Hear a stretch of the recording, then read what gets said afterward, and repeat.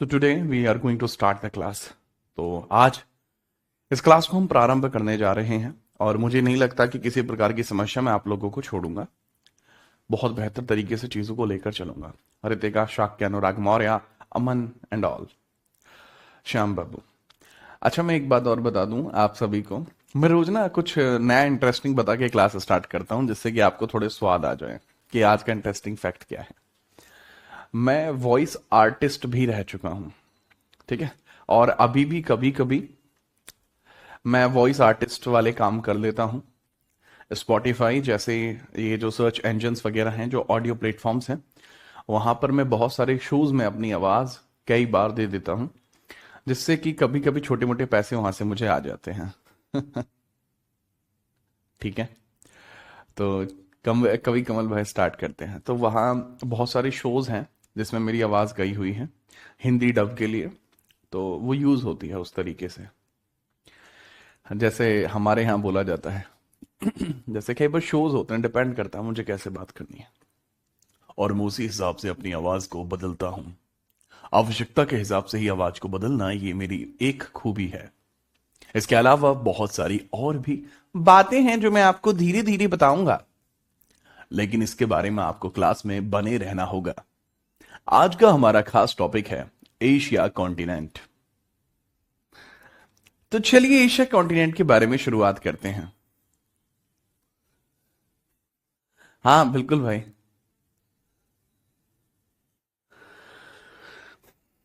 ठीक है,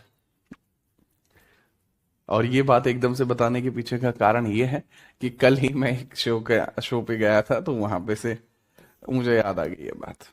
ठीक है, चलो। तो भाई यहाँ पर जो डिस्कशन था वो चल चुका था यहाँ तक, ठीक है। मंचूरिया, घास के मैदान, यहाँ पे अपन डिस्कशन करने वाले थे, या यूं कहूं कि यहाँ तक हम लोग बात कर चुके थे। इससे आगे हम बात करने वाले हैं, राइट। मुझे नहीं लगता कि कोई टेंशन होगी। Okay, we are moving further, समझिएगा आप।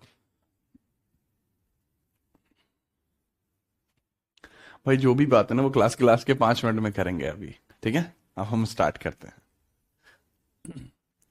इस टॉपिक से आगे हम स्टार्ट करते हैं। जो बेसिक ट्राइब्स हैं, जो बहुत सारी ट्राइब्स हैं आपकी, उन ट्राइबों के बारे में डिस्कशन करते हैं।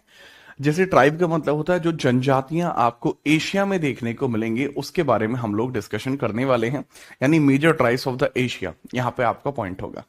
तो हम डिस्कशन करते हैं एशियन ट्राइब्स के बारे में। तो प्रमुख आपका जो क्रमखंड होना चाहिए, मैं ट्राइब्स के बारे में यहाँ पढ़ाने वाला हूं, तो इस चीज को आप यहाँ फिलर के तौर पर लिख लेना। एशिया की मुख्य आपकी ट्राइब जो है, एशिया की मुख्य ट्राइब्स आपकी जो है, एशिया की प्रमुख आपकी जो जनजातियां हैं, जनजातियां, एशिया की प्रमुख जनजातियां जो हैं, हम उसके बारे में डिस्कशन करते हैं। देखो, मेजर ट्राइब्स के बारे में पढ़ना इसलिए जरूरी है क्योंकि पेपर में बहुत बार आता है मेजर ट्राइब का ये टॉपिक, और बहुत ध्यानपूर्वक हम मेजर ट्राइब के टॉपिक को पूरा करेंगे, ठीक है।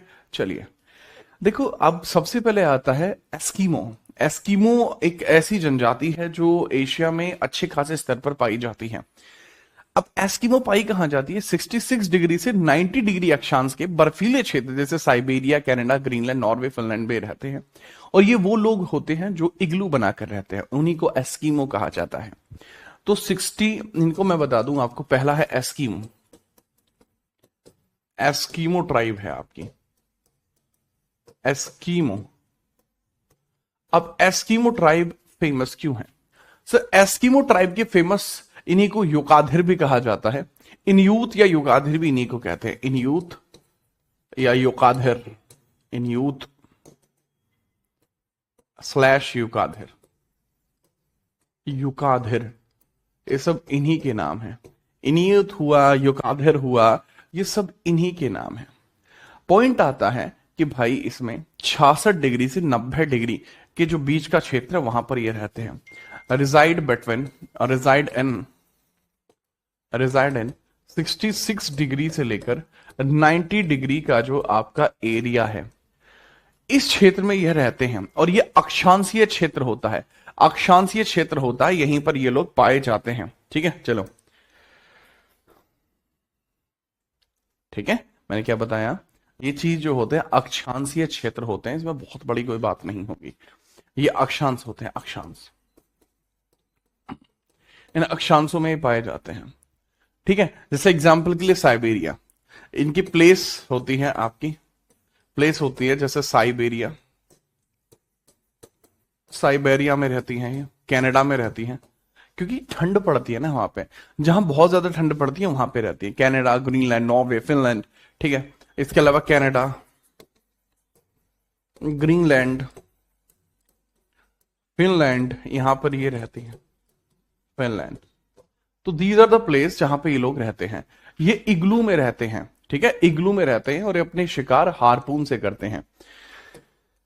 ठीक है, इग्लू में रहते हैं, इग्लू, इग्लू में रहते हैं, रहते हैं और शिकार हारपून से करते हैं, और शिकार हारपून से करते हैं,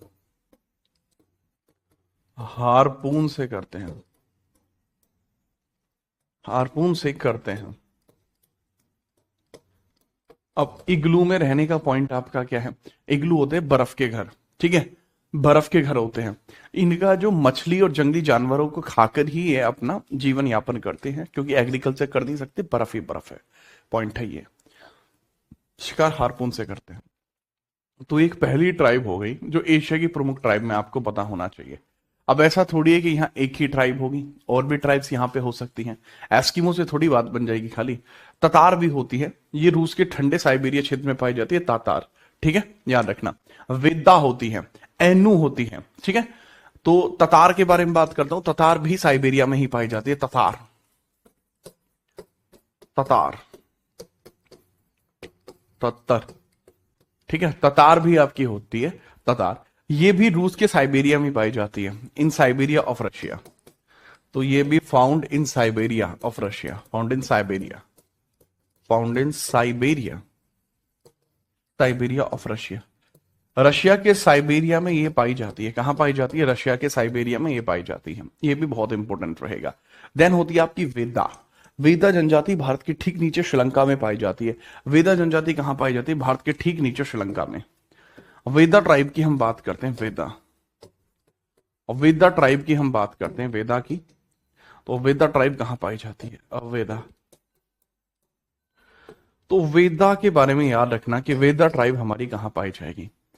sir this is at the Sri Lanka, जो इंडिया के जस्ट नीचे है, ये श्रीलंका में पाई जाती है, जंगलों में रहती है, श्रीलंका में पाई जाती है, जंगलों में रहती है, श्रीलंका में पाई जाती है, पाई जाएगी, पाई जाती है, और जंगलों में निवास करती है, जंगल में निवास, शिकार करती है, जंगल में निवास करती है, शिकार से ही इनकी इकोनॉमी चल पाती है। एनु ये होक्काडो पर पाई जाती है, जापान का सबसे नॉर्दर्न द्वीप है जिसका नाम है होक्काडो, यहां पे पाई जाती है। हारपून क्या होता है, एक बच्चे ने पूछा है हारपून क्या होता है। हारपून भाई एक तरीके से इस प्रकार का हथियार होता है, इसमें रस्सी बंधी होती है, बहुत हैवी होता है, तो ऐसे इसको तीर को घुमाते हैं और ऐसे फेंक के मारते हैं, तो सामने वाला जो पॉइंटिंग है वो सामने जाके वो जो एनिमल है उसमें घुस जाता है, रस्सी के सहारे से खींच लेते हैं, दैट इज हारपून। ठीक है, एनु जनजाति जिसको कहा जाता है एनु, एनु, एनु जनजाति जापान के उत्तरी दिशा में पाई जाती है। जापान में एक जगह है, जापान में एक जगह है, और उस जापान की इस जगह को क्या कहा जाता है सर, जापान की होक्काइदो, होक्काइदो में पाई जाता है, होक्काइदो। यार मेरा बहुत मन है जापान जाने का, होक्काइदो, होक्काइदो, होक्काइडो, होक्काइडो में पाई जाती है, और ये नॉर्दर्न जापान में होक्काइडो है, Hokkaido, this is eight Japan, northern Japan, north Japan में आपका होक्काइडो है। मेरा बड़ा मन है कि मैं जापान में कभी जा पाऊं, ठीक है, और वहां की कल्चर के हिसाब से कुछ दिन रह पाऊं। शिमोंग और सकाई, शिमांग इंडोनेशिया में, सकाई मलेशिया में। शिमांग और सकाई, शिमांग, ठीक है, शिमांग है आपकी जो पाई जाती है इंडोनेशिया में, ठीक है, और ये इक्वेटर के पास पाई जाती है शिमांग। इंडोनेशिया में पाई जाती है, इंडोनेशिया में पाई जाती है, Indonesia near equator, near equator, कि भाई इक्वेटर के सहारे पाई जाएगी, राइट, इक्वेटर के सहारे पाई जाएगी। और दूसरा सकाय, सकाय जो पाई जाती है ये मलेशिया में है, सकाय, सकाय जो पाई जाती है दिस इज एट मलेशिया, सकाय ये मलेशिया में पाई जाती है, मलेशिया में पाई जाती है, मलेशिया, मलेशिया में पाई जाएगी।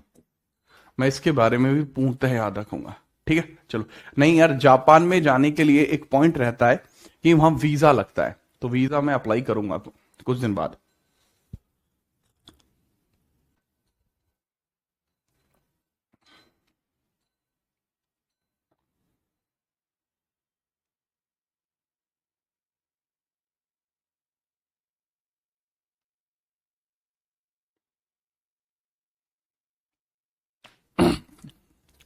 कई बार एक पॉइंट आता है कि सर आप अपने शौक भी पूरे नहीं कर पाए और आपने सरकारी नौकरी भी छोड़ दी। देखिए यार, मुझे पता है कि मेरी उम्र है, सबकी उम्र है 4 दिन, है ना, बहुत बड़ी उम्र नहीं होती है, ठीक है। और जब उम्र बड़ी नहीं होती है ना, तो मेहनत बहुत जल्दी जल्दी करनी पड़ती है, कि तब का उसका फायदा नहीं निकलेगा ना तब, अगर जो है आगे हम बढ़ते चले जाएं, एक वृद्धावस्था में पहुंच जाएं, तो फिर जो सपने होते हैं वो सपने खत्म हो जाते हैं, धीरे धीरे जिम्मेदारियां आनी शुरू हो जाती हैं। इसलिए मैंने टीचिंग प्रोफेशन को चुना था कि हाँ, इसमें शायद मैं कुछ अच्छा कर पाऊं, लोगों के लिए भी और वैसे भी, ठीक है। तो मैंने प्रयास किया, लेकिन पता है, हम, अगर मैं फैमिली वाइज बात करूं ना, तो हम ना काफी ज्यादा प्रिविलेज नहीं थे, ठीक है। मैं ये नहीं कहता कि हाँ भाई बहुत ज्यादा गरीबी में बचपन बीता है, ऐसा नहीं है, बट हम बहुत ज्यादा प्रिविलेज नहीं थे। मैं बहुत प्रिविलेज फैमिली से नहीं आता, ठीक है। मेरी फैमिली ने मेरा खर्चा पूरा किया है, मैं इसमें कोई वो नहीं करता कि भाई मेरी फैमिली ने ये, खर्चा मेरा बढ़िया पूरा हुआ है, ठीक है। थोड़ी मोटी परेशानी हर घर में आती है, आपके में भी मेरे में भी। हाँ, ये नहीं है कि मैं आप लोगों की सिंपैथी लूटने के लिए मैं अपने परिवार को बुरा बता दूं, है ना, तो वो चीज मैं नहीं कर सकता, मैं अपने परिवार को बुरा नहीं बता सकता। ये पॉइंट रहता है थोड़ा सा, मेरे भी कुछ पॉइंटर्स हैं, बस। उसके बाद चीजें चल रही हैं, चला रहा हूं, ठीक है। और पॉइंट है कि क्या आप कभी विदेश गए हैं, तो मैं कभी विदेश नहीं गया, ठीक है। क्या मन है भाई, बहुत मन है मेरा कुछ जगहों पे जाने का, जैसे ऑस्ट्रेलिया, फिनलैंड और जापान, ये 3 देश में जाने का मेरा बड़ा मन है लोग कई बार कहते हैं कि बड़ी मूर्खता भरा डिसीजन है आपका, लेकिन मैं उनको हंस के टाल देता हूँ कि तू नहीं समझेगा छोटे, तू नहीं समझेगा रे, ठीक है, याद रखते हैं। अगर हम बात करते हैं यहां पर आपकी कल्टीवेशन जो किया जाता है उसके बारे में भी समझ लेते हैं, कि कुछ मेजर प्रकार का कल्टीवेशन भी आपका किया जाता है, ठीक है, याद रखते हैं। लेकिन कुछ एशिया की जलवायु से संबंधित कुछ प्रश्न आपको पता होने चाहिए कि एशिया की जलवायु कैसी है।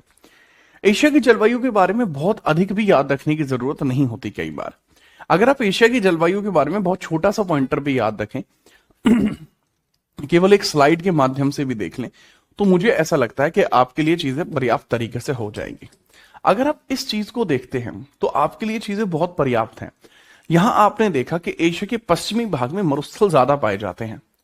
इसका कारण है कि यहां व्यापारिक और पछुआ पवनें समुद्र से नमी लेकर पूर्वी पहाड़ों पर बारिश करा देती हैं और पश्चिमी क्षेत्र तक पहुंचते पहुंचते नमी खत्म हो जाती है, ठीक है। चलो, तो पॉइंट ये आता है कि एशिया के पश्चिमी भाग में मरुस्थल ज्यादा है, पहला पॉइंट। जो पश्चिमी भाग है, देखो ये है वेस्ट, मैं आपको मैप के थ्रू भी बताने की कोशिश करूंगा। This area is east, this area is west, right, this area is north and this area is south. तो मुझे यहां पे समझ में आता है कि जो वेस्टर्न साइड का एरिया है, जो कठोर बंजर भूमि है, ये मरुस्थल है ना, ये मरुस्थल है। तो पॉइंट सिंपल है कि एशिया के पश्चिम भाग में मरुस्थल ज्यादा है। इसका कारण है कि जो ट्रेड विंड्स आती हैं आपकी, जो पैसिफिक ओशन से उठती हैं ट्रेड विंड्स, वो पछुआ पवनी समुद्र से नमी लेकर पूर्वी पहाड़ों पर बारिश कर देती हैं। यहां पूर्वी पहाड़ों पर तो बारिश हो जाती है क्योंकि ट्रेड विंड्स आती है इधर साइड से। ऑस्ट्रेलिया के पास यहीं तो पैसिफिक ओशियन है, जस्ट यहां पे तो पैसिफिक ओशियन है, तो वो यहीं पे फ्लो हो पाती हैं। यहां तक पहुंचते पहुंचते नमी खत्म हो जाती है और पश्चिमी देश तक पहुंचते पहुंचते नमी खत्म हो जाती है, इसलिए यहां पर कठोर बंजर भूमि पाई जाती है।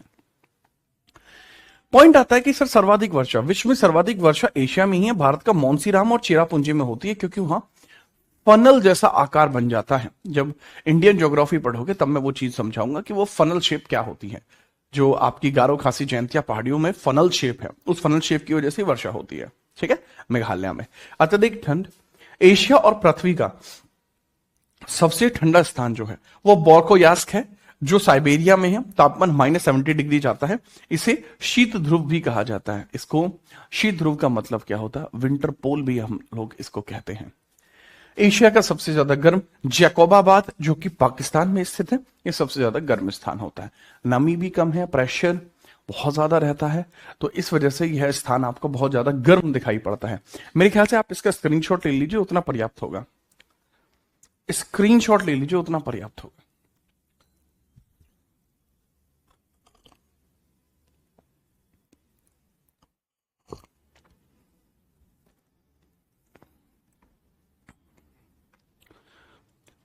परफेक्टली आप लोग इसका स्क्रीनशॉट ले पाए हैं। अब हम बात करते हैं यहां पर कृषि वगैरह के बारे में भी थोड़ा सा आपको समझना होगा कि मैं कृषि के बारे में भी थोड़ी थोड़ी चर्चाएं आपको यहां पर बताऊं कि भाई सर कृषि के बारे में भी थोड़ा सा बता दीजिए, क्योंकि कृषि के बारे में अगर नहीं बताएंगे तो मसला हो जाएगा। मैं कि सही बात है, क्योंकि यहाँ कृषि का वेजिटेशन का एक प्रकार होता है, एक विशेष प्रकार की वेजिटेशन आपको यहाँ पाई जाती है। तो उस विशेष प्रकार की वेजिटेशन को देख लेते हैं, यहाँ की वनस्पतियों को देख लेते हैं। देखिए यहां पर वेजिटेशन एंड शिफ्टिंग कल्टीवेशन। बर्फीले क्षेत्र जहां इग्लू होते हैं उसे टुंड्रा वनस्पति पाई जाती है, जिसका मुख्य रूप से काई और लाइकेन शामिल है। ये इग्लू है, यही इग्लू है। ये टुंड्रा जनजाति यहां पर पाई जाती है, टुंड्रा जनजाति यहां पर पाई जाती है। मुख्य रूप से यहाँ काई होती है और लाइकेन होती है। काई जो आपने जमी हुई देखी होगी बहुत जगह, ठीक है, तो इस चीज को आप समझ लेंगे इंग्लिश में ही। ठीक है, these are basically these are cold areas होते हैं, दीज आर कोल्ड एरियाज, ये होते हैं कोल्ड एरियाज। और यहां पर होते हैं igloos. It has igloos, it has igloos, igloos होते हैं यहां पर। ठीक है, और there is the tundra vegetation, वनस्पति मतलब वेजिटेशन, और वेजिटेशन यहां पर होती है, वेजिटेशन यहां पर होती है। मुख्य रूप से इसमें काई होती है एंड लाइकेन होती है। एग्जैक्टली क्या हिंदी इंग्लिश है एक दूसरे की, लाइकेन, या इसको एल्गे बोल सकते हैं, एल्गे, इसको लाइकेन बोलते हैं, एल्गे या लाइकेन इसको बोलते हैं। दीवारों पे जमती है। अच्छा, जो कल्टीवेशन होता है जिसको हम शिफ्टिंग कल्टीवेशन बोलते हैं, झूम खेती बोलते हैं, ये काटते हैं जंगल जलाते हैं, जिसमें मतलब इसको बोलते हैं slash and burn. Shifting cultivation का मतलब होता है slash and burn, slash and burn खेती होती है एक प्रकार से, स्लैश एंड बर्न। फिर इसको झूम कहां बोलते हैं? झूम बोलते हैं इसको मणिपुर में, जो भारत का मणिपुर है, क्योंकि यार इंडिया में है इसलिए इसको अपन झूम बोल देते हैं। फेमस है ये टर्म, राइट, ये टर्म फेमस है, इस वजह से इसको स्लैश एंड बर्न बोलते हैं। लदांग में, लदांग बोलते हैं मलेशिया में, टैजिंग बोलते हैं फिलीपींस में, हुमा इंडोनेशिया में, चेन्ना श्रीलंका में, और तोंग्या म्यांमार में बोलते हैं। पहाड़ों पर 3000 से 4500 मीटर की ऊंचाई पर टुंड्रा के ठीक नीचे टैगा या शंकुधारी वृक्ष पाए जाते हैं जो मजबूत होते हैं। These are known as the taiga vegetation. ये टैगा वेजिटेशन होती है, और नीचे जो खेती पाई जाती है वो बहुत ज्यादा कॉमन रहती है, उसके बारे में जानकारी रखने की आवश्यकता ही नहीं पड़ती। आप इसका भी स्क्रीनशॉट ले लें।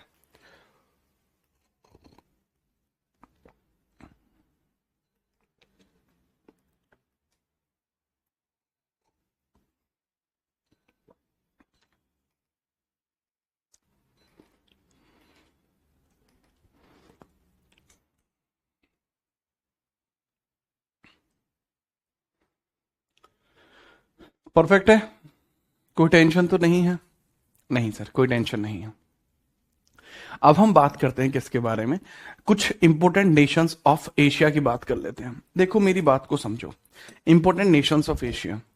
देखो एशिया में 48 यूनाइटेड नेशन के अकॉर्डिंग देश हैं, ओवरऑल कुछ किताब 49 बताती है, कुछ 50 बताती है। 50 के 50 देशों के बारे में आप नहीं पढ़ सकते, मेरे हिसाब से वो फीजिएबल भी नहीं है।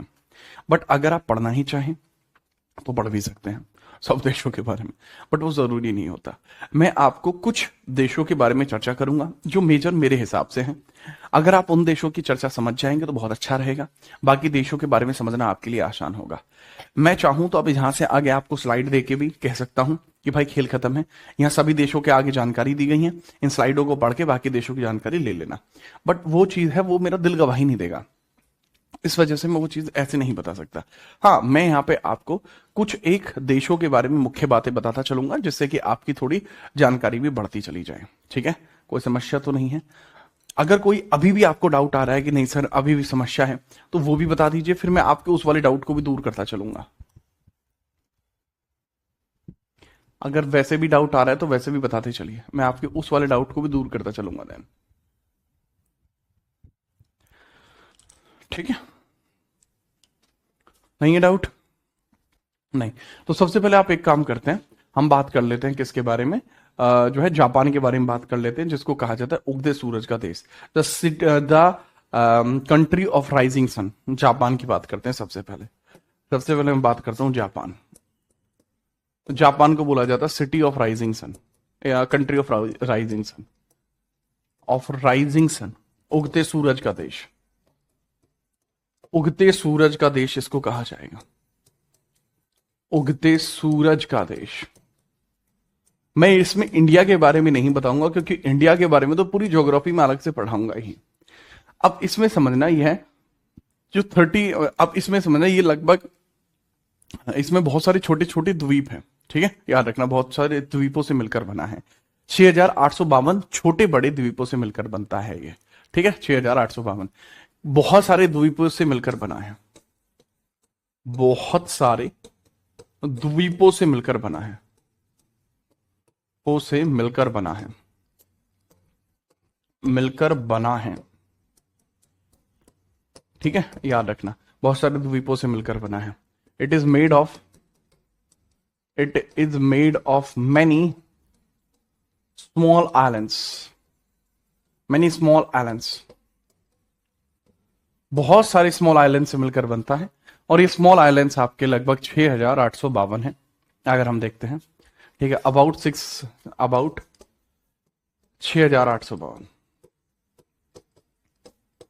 ठीक है, इतने छोटे छोटे द्वीप हैं जो मिलकर इसको बनाते हैं।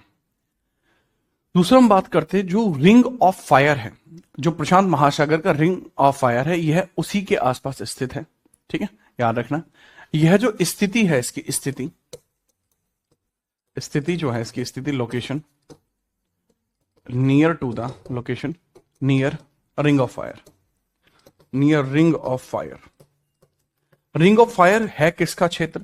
सिर्फ प्रशांत महासागर में पाया जाता है, तो जापान भी प्रशांत महासागर में ही पाया जाता है, ये भी प्रशांत महासागर में ही पाया जाता है, पैसिफिक ओशियन में ही पाया जाता है, पैसिफिक ओशियन। इसलिए आप देखते हैं कि जापान में बहुत ज्यादा भूकंप आते हैं। ठीक है, और बहुत ज्यादा ज्वालामुखी विस्फोट होते हैं। ठीक है, जापान को निप्पॉन का देश भी कहा जाता है, जिसका अर्थ है भूकंप या ज्वालामुखी का देश होता है। जापान को ही निप्पॉन कहा जाता है। Japan also known as Nippon, also known as Nippon. Japan को ही हम क्या बोलते हैं? निप्पॉन। निप्पॉन का मतलब क्या होता है? Country of volcano and earthquake. Volcano and earthquake मतलब एक ऐसा देश जो अर्थक्वेक और वोल्केनो के लिए फेमस है, उसको हम निप्पॉन बोलते हैं। तो जापान के बारे में थोड़ी थोड़ी बातें मैंने आपको बताई, क्योंकि कई बार ये पूछी जा सकती है। अब बात करते हैं जापान का सबसे बड़ा द्वीप कौन सा है और जापान की कैपिटल क्या है। कैपिटल टोक्यो है। और जो अगर हम बात करते हैं जापान की जो कैपिटल टोक्यो है, 80% जापान की जो जनसंख्या है वो यहीं रहती है। जापान के अंदर सबसे बड़ा द्वीप कौन सा है? जापान के अंदर सबसे बड़ा द्वीप कौन सा है? मैंने बताया बहुत सारे द्वीपों से मिलकर बना है। इसका सबसे बड़ा द्वीप कौन सा है? होन्शु। इसका सबसे बड़ा द्वीप कौन सा है? That is known as Honshu. Honshu है इसका सबसे बड़ा द्वीप, होन्शु। होन्शु पॉइंट आता है, टोक्यो इसी पर स्थित है। इसी पर टोक्यो बसा है। टोक्यो बसा है, इसी पर टोक्यो बसा है। टोक्यो इसी होंशु द्वीप पर बसा है। जापान की 80% कैपिटल यहीं पर है। ठीक है, 80% कैपिटल यहीं पर है। 80% कैपिटल आपकी, 80% पॉपुलेशन यहीं है, बाकी पूरी जापान के अन्य हिस्सों में है। जापान का प्रसिद्ध ज्वालामुखी है फुजियामा और फोसा मैग्ना। ठीक है, ये यहां के फेमस फेमस ज्वालामुखी होंगे। अच्छा, फोसा मैग्ना क्या है? फोसा मैग्ना इसका एक और द्वीप है। ठीक है, इसके प्रमुख द्वीप एक और है, फोसा प्रमुख द्वीप है, और प्रमुख द्वीप का नाम क्या है? Fossa Magna. Fossa Magna, fossa Magna पर क्या है? फोसा मैग्ना ये इसका द्वीप है। यही फुजियामा है, यही फुजियामा है, फुजियामा है। अब बात आती है फुजियामा क्या है? सबसे बड़ा ज्वालामुखी, लार्जेस्ट वोल्केनो, लार्जेस्ट वोल्केनो। तो जापान का जो लार्जेस्ट वोल्केनो है वो यहां पर है। शिनानो यहां की सबसे बड़ी नदी है, और बीवा यहां सबसे बड़ी झील है।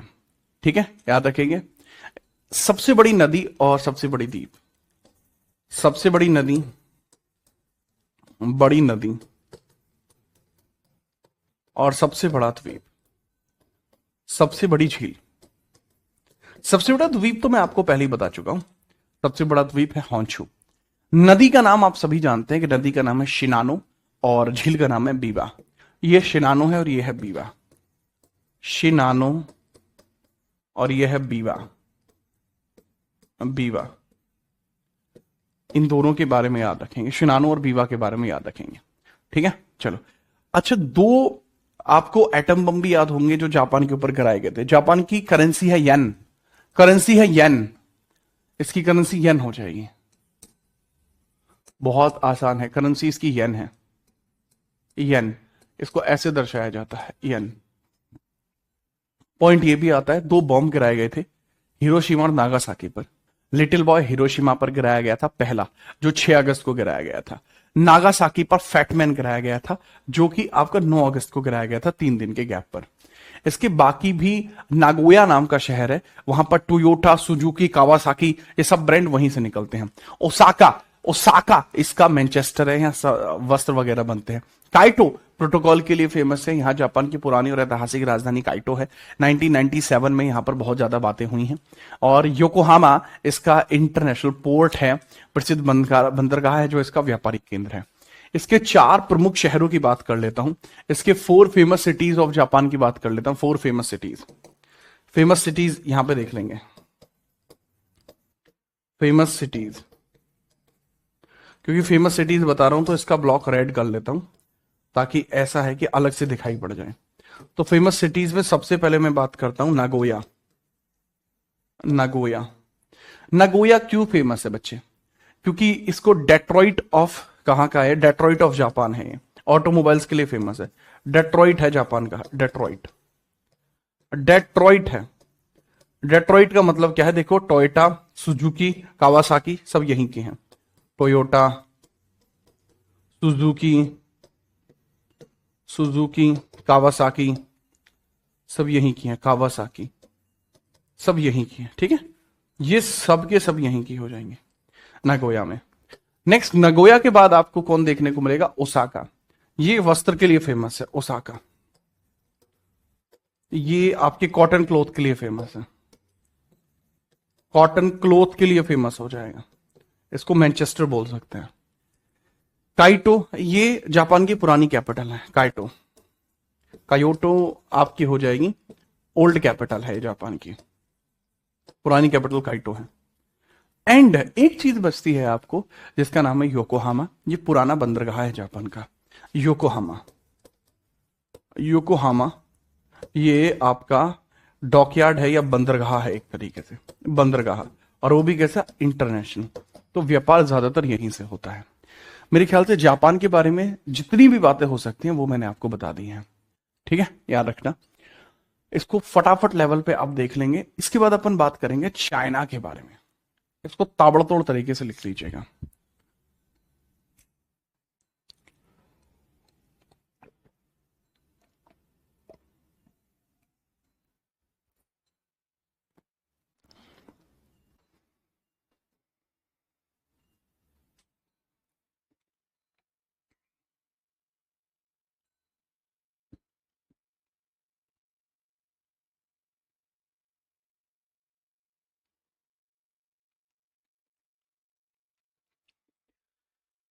अच्छा, एक बात और मैं आपसे जानना चाहूंगा कि अगर मैं अपना स्पेशल बैच रोल आउट करता हूँ, ठीक है, स्पेशल बैच रोल आउट करता हूँ बहुत लिमिटेड क्लासेस के साथ, मतलब वो होगा हमारा क्विक रैपिड बैच होगा, तो उसमें कौन कौन बच्चे एनरोल करने के लिए तैयार है?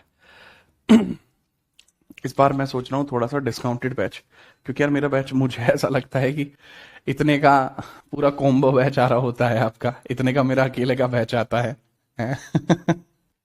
इसलिए पूछ रहा हूँ। थोड़ा सा कम प्राइजेस पे मैं लॉन्च करूंगा, तो आप लेंगे उस बैच को ये जरूर बताना, ठीक है? और ऐसा है कि जब बच्चे कहते हैं मैं बैच तभी लेके आता हूँ, हर महीने का नहीं है मेरा कि हर महीने आए बैच ले, ऐसा नहीं करता मैं। गुड मॉर्निंग विक्की 57, बताना जरूर भाई। इसके बाद अपन बात करते हैं चाइना के बारे में। चाइना के बारे में मुझे ऐसा लगता है कि भाई चाइना का अपन क्या करते हैं ना, डायरेक्टली स्टैटिक्स बेस्ड डिस्कशन कर लेते हैं, और चाइना के लिए मैं स्लाइड यूज करके दिखा देता हूं। अब जापान के लिए तो मैंने स्लाइड यूज नहीं करी, मैं चाइना के लिए स्लाइड यूज करके आपको बता देता हूं कि अगर अपन स्लाइड से पढ़ते तो अपन कैसे पढ़ते।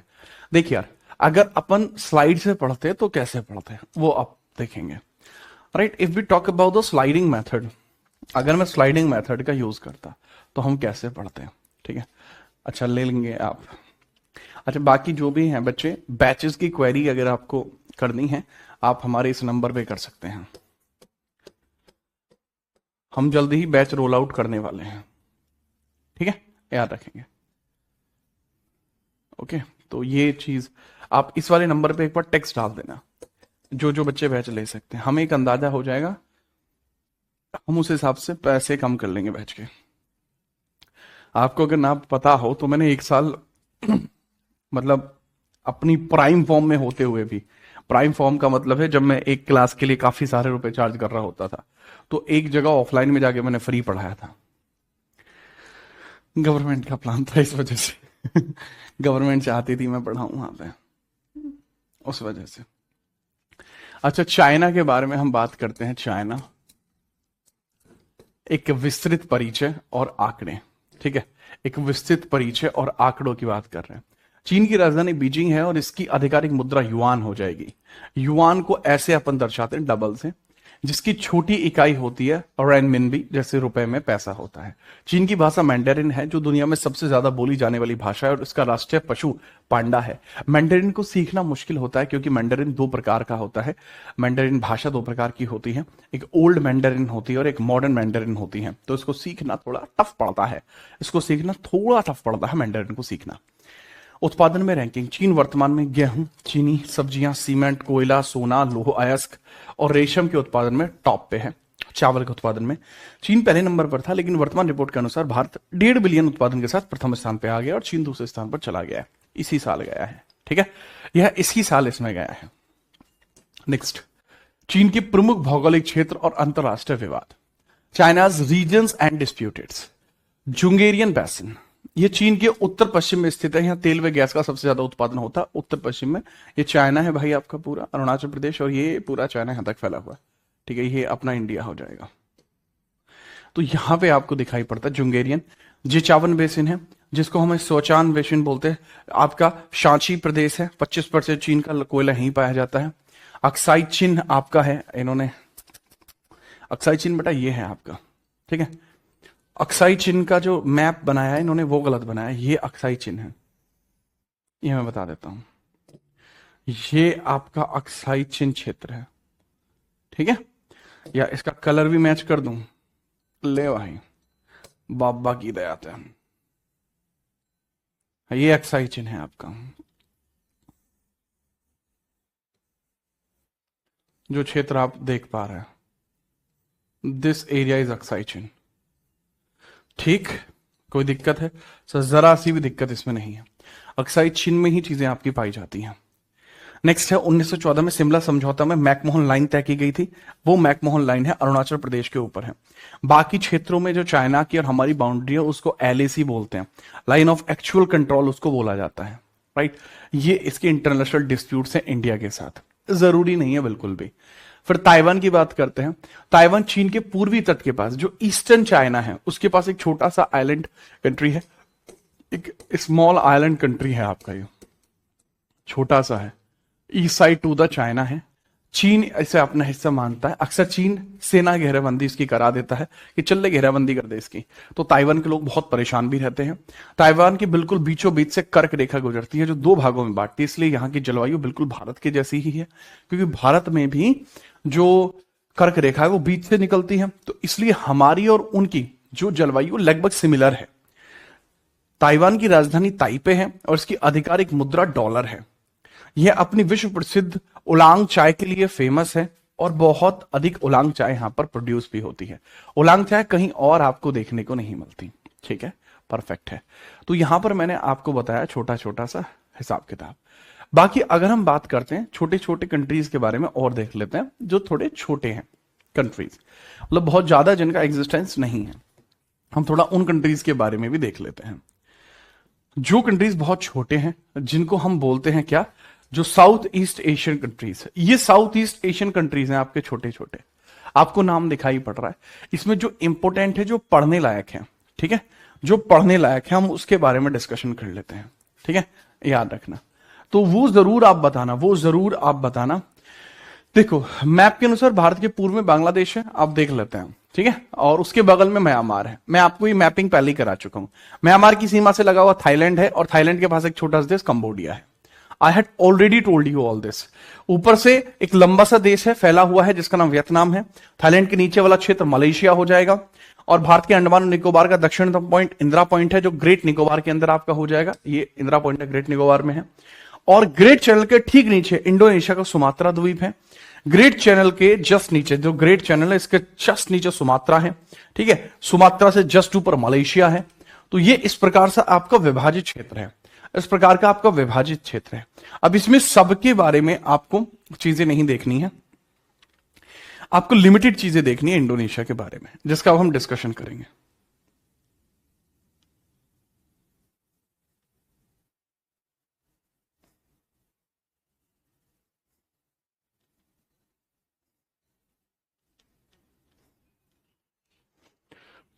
ठीक है, चलो परफेक्ट, क्लियर है। जी हाँ, नेक्स्ट हम आगे बढ़ते हैं। अच्छा हाँ, आप लोगों से एक और विशेष आग्रह जो मैं पीछे पूरा नहीं कर पाया बात को, यहाँ पूरा कर देता हूँ। स्क्रीनशॉट आप ले ही लिए होंगे। बात यह है कि जो मैं नंबर आपको पीछे लिखा था, दोबारा लिख रहा हूँ, 8923395887। आपको जिस प्रकार का बैच चाहिए आप ना इस वाले नंबर पे व्हाट्सएप करके टेक्स्ट छोड़ दीजिए। जैसा बैच आपको डिमांड रहेगी उस तरीके का बैच ही रोल आउट होगा। हम फालतू में बैच नहीं लेके आते हैं। ठीक है, हर एक बैच में मैं इस बारे में डिस्कशन इसलिए कर रहा हूं। और ये मत सोचना कि यार ये जैसा लाओगे वैसा ही सही है, नहीं रहे।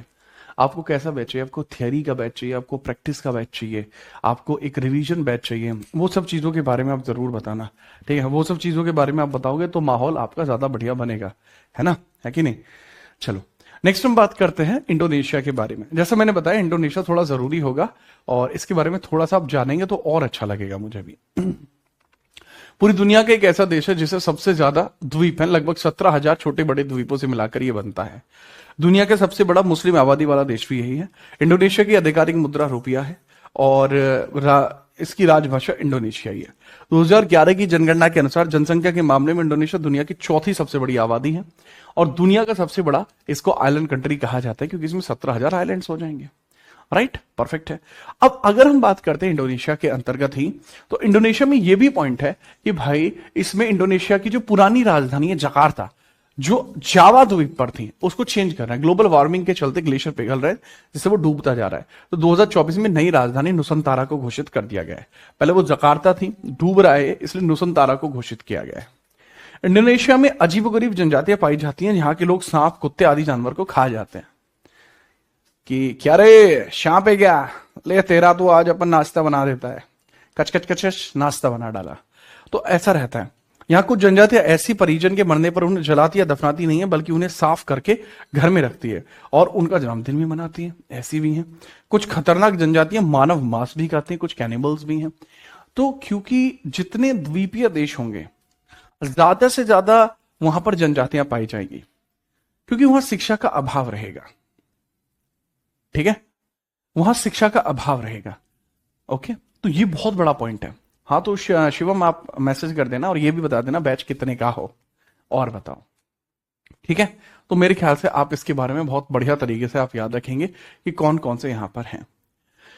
कुछ आप समझेंगे कि भाई सबसे बड़ा द्वीप इसका कौन सा है, ठीक है, या एशिया का सबसे बड़ा द्वीप कौन सा है, उसके बारे में भी थोड़ा सा अपन चर्चा कर लेते हैं। देखो, द्वीपों के बारे में अगर मैं चर्चा करता हूं, जैसे सुमात्रा द्वीप भारत के इंदिरा पॉइंट के निकटतम है, इंडोनेशिया, उसका सुमात्रा द्वीप सबसे नजदीक पड़ता है। सुमात्रा और भारत के बीच में ग्रेट आपका चैनल आपको देखने को मिल जाएगा, इंदिरा पॉइंट है, चैनल एक स्थित आपको देखने को मिलेगा। इंडोनेशिया की जो सबसे बड़ी, ठीक है, सबसे बड़ी ज्वालामुखी है टोबा झील, इसी सुमात्रा पे है। और सुमात्रा में ताड़ का तेल, पाम ऑयल का अत्यधिक प्रचार होता है, बनता है, प्रोडक्शन होता है। जावा द्वीप पर ही जकार्ता है, यहाँ कई सक्रिय ज्वालामुखी प्राचीन बौद्ध स्तूप पाए जाते हैं। इसके अलावा यहाँ बाली, लोम्बॉक, सुम्बावा और तिमोर जैसे द्वीप भी स्थित हैं, और तिमोर से आगे ही तिमोर लिस्ते हैं। नेक्स्ट, बोर्नियो आइलैंड एशिया महाद्वीप का सबसे बड़ा है। ये एक ही द्वीप पर कुल 3 देशों का अधिकार विस्तार है। पहला है इंडोनेशिया का क्षेत्र, जिसको कालीमंथन कहा जाता है, यहां सबसे बड़ा हिस्सा है और यहां कोयला पेट्रोलियम निकलता है। दूसरा भाग मलेशिया के नाम है। ये जो एरिया है ब्लू वाला, बोर्निया, बोर्निया एशिया का सबसे बड़ा द्वीप है। यहां 3 अलग अलग देशों का हिसाब किताब है, एक मलेशिया का है, एक ब्रुनेई का है और एक इंडोनेशिया का है। ये स्क्रीनशॉट आप प्लीज लेना, मैं चाहता हूं आप इसके बारे में समझें। ये एक अजूबाई आइलैंड है आपका, जो बोर्नियो द्वीप है। द्वीप एक है, बट यहां 3 देशों का कब्जा होगा। यहां कब्जा कितने देशों का होगा? 3 देशों का कब्जा यहां पर होगा। परफेक्ट है रे, परफेक्ट है रे, बहुत परफेक्ट है रे, ठीक है, याद रखेंगे। वाकई में परफेक्ट चीज आपको देखने को मिल जाएगी। यहां 3 अलग अलग देशों का कब्जा हो जाएगा, और ऐसे देशों का कब्जा है जो बहुत इंपॉर्टेंट है, ऐसे देशों का कब्जा है जो बहुत इंपॉर्टेंट आपके होंगे। कोई समस्या ही यहां पे बिल्कुल नहीं होगी, ठीक है। तो थोड़ा इनके बारे में भी समझेंगे। मैंने बताया कि बोर्नियो आइलैंड एशिया का सबसे बड़ा द्वीप है, यह पॉइंट है आपका। एक ही द्वीप पर कुल 3 देशों का विस्तार मिलता है। पहला भाग इंडोनेशिया का, जिसको कालीमंथन बोलते हैं, दूसरा भाग मलेशिया का, जिसको साबा बोलते हैं, शोरवाक बोलते हैं, और तीसरा भाग ब्रुनेई का है, ठीक है। और जो इसका उत्तरी हिस्सा, दिस इज ब्रुनेईस, ये ब्रुनेई का है, इसलिए इसका बोर्नियो नाम है। बीच का ये भाग और ये भाग, ये दोनों मिलाकर ये मलेशिया के हैं, और ये बचा हुआ जो हिस्सा है इंडोनेशिया का है। तो बात होती है कुछ ऐसे, ठीक है, बात होती है कुछ ऐसे, जिसके बारे में अपन डिस्कशन इधर कर रहे हैं, ठीक है।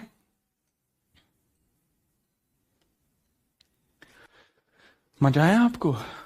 इसके बारे में थोड़ा सा याद रख लेना, ठीक है, इसके बारे में थोड़ा सा याद रख लेना, ऐसा ना हो कि कभी इसी के बारे में भूल जाए।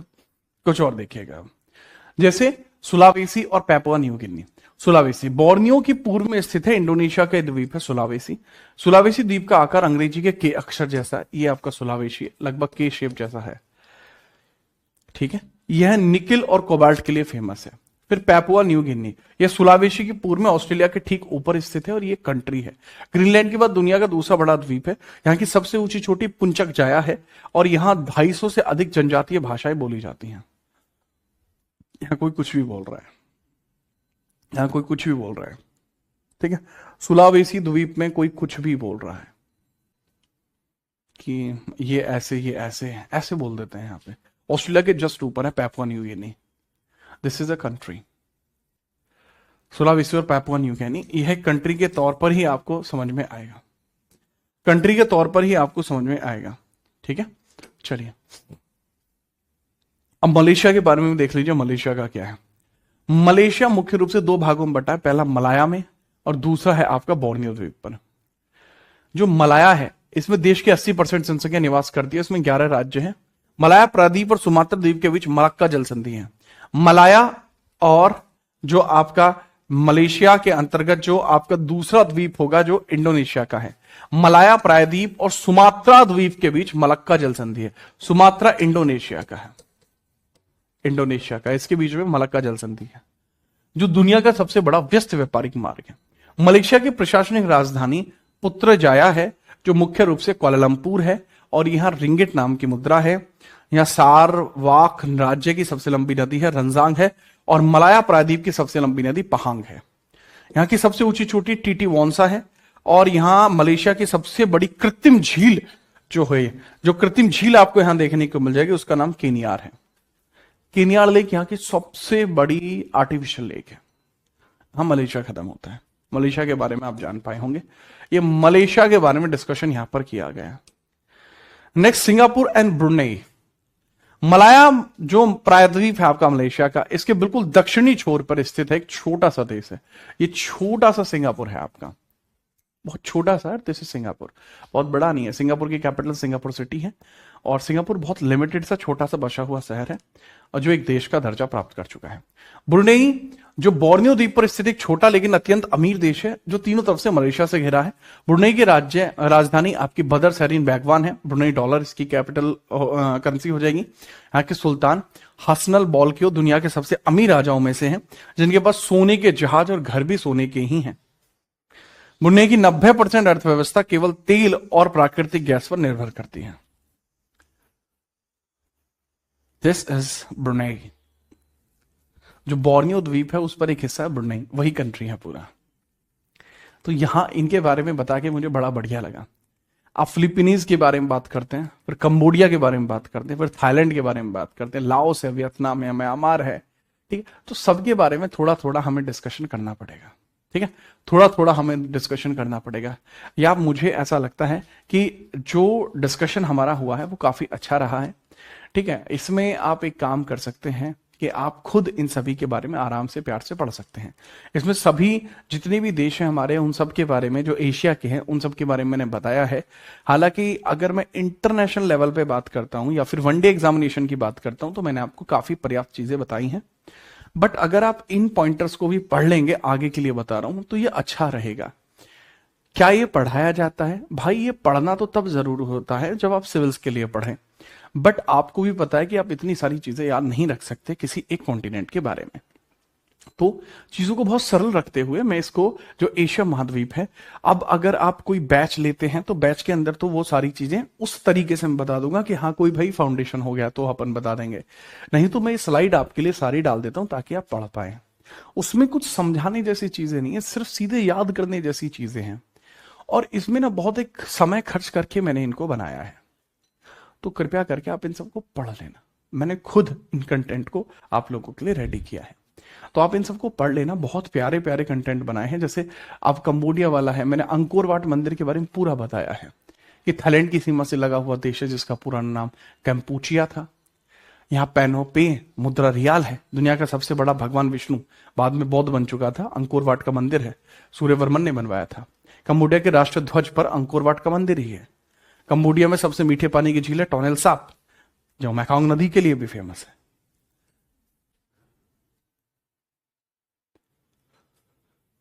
ठीक है, चलो, तो कृपया करके आप इस चीज को आप देख लेना। सभी कंट्रीज के बारे में मैंने दे दिया है, ठीक है।